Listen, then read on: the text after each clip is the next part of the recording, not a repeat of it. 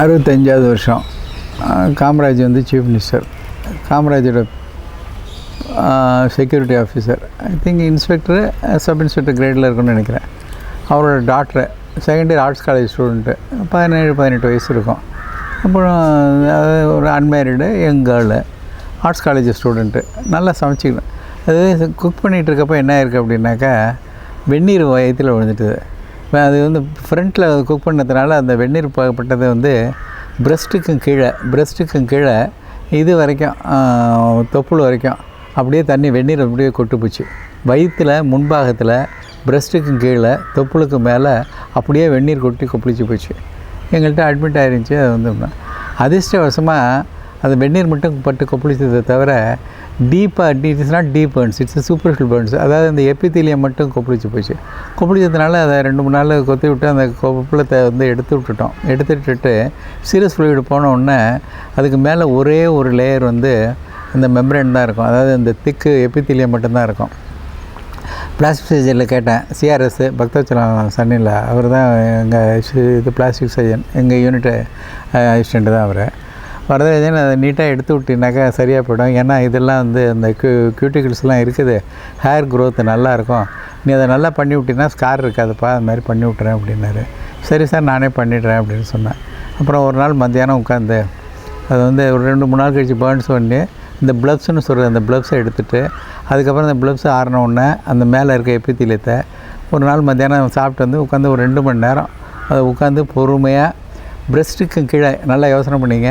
பிரஸ்ட்டுக்கும் கீழே தொப்புளுக்கு மேலே 18 வயசு பொண்ணு 2 மணி நேரம் உட்காந்து கண்ணை வேறு அந்த போகாமல் உட்காந்து க்ளவுஸ் போட்டுக்கிட்டு மெதுவாக அப்படியே பிச்சு எடுத்துகிட்டு, என்னோடய நோக்கம் என்னென்னா ஒரு இடத்துல கூட அதுக்கு ஸ்கார் வரக்கூடாது அப்படிங்கிறது மாதிரி மனசில் வச்சுக்கிட்டு நீட்டாக அதை எடுத்து அந்த இடத்துல அப்புறம் ஆயிரம் போட்டுட்டு கரெக்டாக 2-2.5 மணி நேரம் ஆகிட்டுது நான் அதை பண்ணி முடிக்கிறதுக்கு.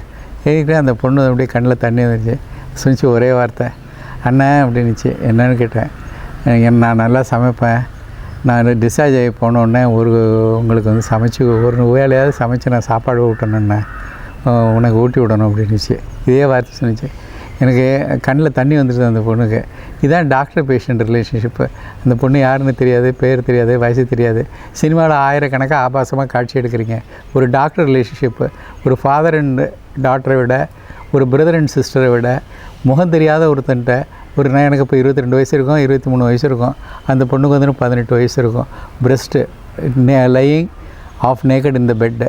2 மணி நேரம் 2 மணி நேரம் தொடச்சி விட்டு இது பண்ணுறேன். எந்திரிச்ச உடனே கண்ணில் தண்ணி தழும்புது, கண்ணிலேருந்து தண்ணி வடியுது. கையை பிடிச்சிக்கிட்டு அப்படியே கையில் க்ளவுஸில் இருந்து அப்படியே அந்த சீழ் இருக்குது கையில். அண்ணா அப்படின்னு கையை எடுத்து கண்ணில் ஊற்றிக்கிட்டுது. அண்ணா உனக்கு நான் வந்து என் கையால் சமைச்சு போடணுண்ணா அப்படிங்குது. இது யோசனை பண்ணி பாருங்கள். இந்த மாதிரி டாக்டர் பேஷண்ட் ரிலேஷன்ஷிப்புங்கிறது சொல்ல முடியாத ஒரு உறவு, ஒரு பேஷண்ட்டுக்கும் டாக்டருக்கும். இதைத்தான் வந்து நம்ம மதிக்கணும். இந்த உறவுகளை போராட்டாமல் நீங்கள் வந்து கார்ப்பரேட்டாக போயிட்டு நீங்கள் வந்து அட்வர்டைஸ்மெண்ட்டுக்கும் 2 ரேட்டிங்காகவும் ஆபாசமாக எழுதுறதும் ஆபாசமாக சித்தரிக்கிறது தப்பு. நல்ல திங்ஸை வந்து பாராட்டணும்.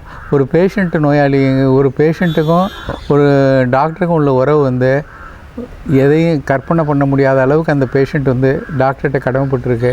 அந்த டாக்டர் வந்து சொல்ல முடியாத அளவுக்கு பேஷண்ட்டுக்கு தான் செத்தான சமயத்தில் பேஷண்ட்டு பேடாக இருக்கப்ப நம்மளே அந்த சீக்கை வாங்கிக்கலாங்கிற நிலமை இருக்கும்.